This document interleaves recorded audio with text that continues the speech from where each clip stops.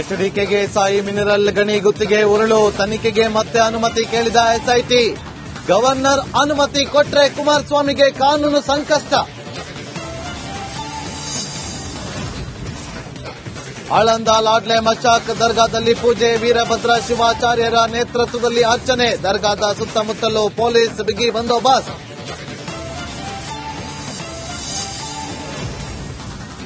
ಇಂಧನ ಸಚಿವರ ಉಸ್ತುವಾರಿ ಜಿಲ್ಲೆಯಲ್ಲಿ ಕೃಷಿಕನಿಗೆ ಶಾಕ್. 3,20,000 ಬಿಲ್ ಕಟ್ಟಲಾಗದೆ ಅನ್ನದಾತ ಪರದಾಟ. ಬಿಲ್ ಪಾವತಿಸಿ, ಇಲ್ಲ ಅಂದ್ರೆ ಪವರ್ ಕಟ್ ಮಾಡೋ ವಾರ್ನಿಂಗ್.